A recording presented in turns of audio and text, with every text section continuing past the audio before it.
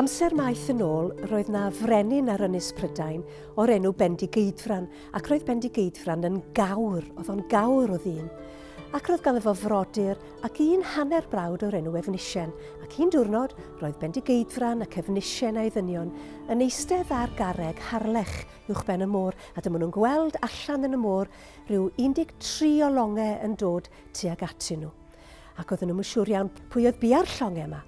A beth bynnag, dyma nhw'n dod i'r tir a Matholwch brenin Iwerddon oedd bia'r llongau, ac roedd o wedi dod i Ynys Prydain i ofyn i Bendigeidfran am gael prodi i chwaer Branwen, a hynny er mwyn dod ag Iwerddon ac Ynys Prydain yn agosach.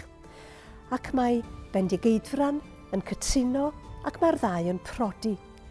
Ond wrth gwrs, doedd o heb ofyn am ganiatâd Efnisien yr hanner brawd, a pan mae Efnisien yn dod i wybod am y brodas, mae o'n mynd yn gandryll, a mae o'n mynd i fyny at feirch, at geffyle Matholwch, ac mae o'n torri cynffonau nhw i ffwrdd, mae'n torri clistiau nhw i ffwrdd, mae'n torri gwefusau nhw, ac mae'n torri i hamrannau nhw. Ac mae Matholwch, fel y gallech chi ddisgwyl, mae o'n gandryll, a mae o'n penderfynu mynd yn ôl i Iwerddon. Ond mae Bendigeidfran yn ymbil arno i aros ac yn cynnig iawndal iddo, aur ag arian, a hefyd bair arbennig, pair dadeni.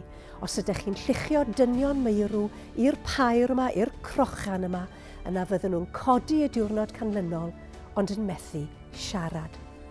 Ac felly mae Matholwch yn cytuno, ac mae Ef a Branwen yn dychwelyd i Iwerddon. Ymhen rhyw flwyddyn, mae yna fab gwern yn cael ei eni i Branwen a Matholwch. Ond mae'r Gwyddelod yn anhapus iawn ynglyn â'r hyn sydd wedi digwydd yng Nghymru, ac felly maen nhw'n penderfynu cosbi Branwen a'i hanfon i weithio yn y gegin oherwydd yr anffurfio a wnaeth Efnisien ar geffylau Matholwch. Mae hi'n gorfod gweithio yna yn y gegin, ac mae'r cigydd yn dod ati bob diwrnod ac yn rhoi bonclust iddi. Mae hi yno am ryw 2 mlynedd, ond yn ystod y cyfnod hwnnw, mae hi'n meithrin y deryn bach dridwy. Ac un diwrnod mae hi'n ysgrifennu llythyr a chlymu hwn wrth fôn a denydd y dridwy ac yn anfon y dridwy bychan i Ynys Prydain i chwilio am ei brawd. Ac mae'r dridwy yn dod o hyd i Bendigeidfran, mae Bendigeidfran yn darllen y llythyr, a mae o'n mynd yn gandryll, a mae o'n penderfynu mynd i achub ei chwaer. Mae o'n cerdded trwy'r môr, cofiwch mae o'n gawr, does na'r un llong ddigon mawr i'w gynnwys. Mae o'n cerdded trwy'r môr, a'i wir gydag ef mewn llongau. A fel mae'n digwydd, roedd na feichiaid yn gofalu am ei moch ar arfordir Iwerddon. Ac maen nhw'n gweld yr peth rhyfeddol yma yn y môr, mynydd a 2 lyn ac esgair rhwng y 2 lyn a choedwig a phopeth yn symud, a maen nhw'n rhuthron, maen nhw'n rhedeg at Branwen ac yn gofyn iddi beth ydy hyn, a mae hi yn dweud, wel, y mynydd dach chi'n ei weld yw Bendigeidfran fy mrawd yn cerdded trwy y môr. Y 2 lyn yw ei 2 lygad, a'r esgair yw ei drwyn, a'r fforest, y goedwig, yw hwylbrennu y llongau, a maen nhw'n dod yma i'm achubu. A mae'r Gwyddelod wedi dychryn, a maen nhw'n rhedeg i ffwrdd, maen nhw'n torri bob pont sydd yn croesi bob afon, a maen nhw'n rhedeg i'r gorllewin. A mae Bendigeidfran yn cyrraedd, ac mae o'n rhuthro ef a'i wir ar ôl y Gwyddelod. Maen nhw'n dod at afon Llinon, does na'r un pont. A mae Bendigeidfran yn gorwedd ar draws yr afon gan ddweud y geiriau, a fo ben byd bont. Mae'r sawl sydd am fod yn bennaeth yn arweinydd yn gorfod bod yn bont, ac mae ei wir yn cerdded drosto i'r ochr arall. Mae Matholwch wedyn yn anfon negeseuwyr yn gofyn i Bendigeidfran am delerau heddwch, ac mae Matholwch yn cynnig adeiladu tŷ i Bendigeidfran. Dydy o rioed wedi cael tŷ gan ei fod mor fawr. Ac mae Bendigeidfran yn cytuno, ac mae'r Gwyddelod, maen nhw'n adeiladu tŷ gyda 100 o bileri yn y tŷ, ond mae'r Gwyddelod yn gyfrwys iawn, ac maen nhw'n rhoi sachau ar bob piler, ac ym mhob sach maen nhw'n gosod dyn arfog, achos be maen nhw'n bwriadu gwneud yng nghanol y wledd fawr rhwng y Gwyddelod a gwir Ynys Prydain, mi fydd y dynion yn neidio allan o'r sachau ac yn lladd Bendigeidfran a'i ddynion. Ond mae Efnisien yn mynd yn gynnar i'r wledd, i'r adeilad, ac mae o'n gweld y sachau ar y pileri, ac mae o'n gofyn beth sydd yn y sachau yma. Ac mae rhyw wyddel yn dweud wrtho fo, dim ond blawd. Ac mae Efnisien yn mynd at y sach gyntaf, ac mae o'n teimlo pen milwr yn y sach, a mae o'n gwasgu'r pen nes mae'r milwr yn marw. Ac mae o'n gwneud hyn gyda phob sach ar bob piler, nes bod gwyddelod yn y sachau i gyd wedi'i lladd.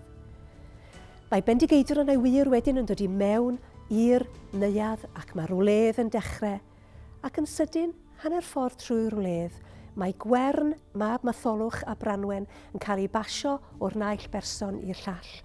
Ac mae Efnisien yn dweud, pam nad yw Gwern yn cael dod ata i? Ac mae Gwern yn mynd ato, ond mae Efnisien yn cydio yn y plentyn bach ac yn ei luchio i'r tân. Ac yna mae'r gwyddelod a gwir Bendigeidfran yn dechrau ymladd. Ac wrth gwrs, mae'r pair dadeni gan y gwyddelod, felly maen nhw'n lluchio ei meirw i mewn i'r pair ac maen nhw'n codi y diwrnod canlynol ac yn gallu ymladd drachefn. Mae Efnisien yn gweld hyn ac mae o'n sylweddoli beth mae o wedi wneud, ac felly mae o'i hun yn neidio i'r pair, ymestyn yn y pair nes bod y pair yn torri ac yn dod ar frwydr i ben. Mae bron pawb wedi'i lladd, dim ond 7 o ddynion sydd ar ôl a Bendigeidfran o wir ynys Prydain. Mae Bendigeidfran wedi cael ei glwyfo ac mae o'n dweud wrth ei ddynion am dorri i ben i ffwrdd a mynd ar pen yn ôl i ynys Prydain. A dyna be maen nhw yn ei wneud. Mae'r 7 a Branwen yn dod yn ôl i ynys Prydain gyda'r pen, maen nhw'n glanio yn Sir Fôn. Ac ar ôl cyrraedd Sir Fôn, mae Branwen yn edrych ar Iwerddon ar ynys Prydain ac mae'n torri chalon ac yn marw yn y fan ar lle ac mae'r dynion yn gwneud bedd iddi yno ar lan afon Alaw ger Tal y Bolion. Mae'r dynion wedyn, gan ddilyn cyfarwyddiadau Bendigeidfran, yn mynd yn ei blaen i Harlech ac yno'n Harlech maen nhw'n gwledda am 7 mlynedd ac yno eto'n dilyn cyfarwyddiadau Bendigeidfran yn mynd i ynys Gwales oddi ar Sir Benfro. A mae hon yn ynys arbennig iawn. Yno, maen nhw'n anghofio am bopeth erchyll sydd wedi digwydd. Does na neb yn heneiddio, mae hi'n baradwys o le. Ac mae pen Bendigeidfran yno, ac mae'r rhai'n awgrymu falle bod y pen hyd yn oed yn siarad gyda nhw. Ac roedd Bendigeidfran wedi dweud wrth i ddynion, mi gewch chi aros ar ynys Gwales, ond pidiwch ag agor y drws sydd yn wynebu Cernyw. Wel, un diwrnod, mae Heilyn yn penderfynu, dwi eisiau gweld os ydy hyn yn wir, ac mae o'n agor y drws sydd yn wynebu Cernyw. A chyn gyntad y mae o'n agor y drws, mae'r holl atgofion yn dod yn ôl i'r dynion, a mae'r holl bethau erchyll sydd wedi digwydd yn Iwerddon, a'r ffaith bod i harglwydd nhw Bendigeidfran wedi cael ei ladd. Ac maen nhw'n mynd ar pen gyda nhw i Lundain ac yn claddu'r pen yn y Gwynfryn. Ac yn ôl yr hanes, cyn belled a bod pen Bendigeidfran wedi ei gladdu yno yn y Gwynfryn yn Llundain, ni fydd unrhyw ormes yn dod dros y môr i ynys Prydain. A dyna sut mae ail gainc y Mabinogi yn gorffen.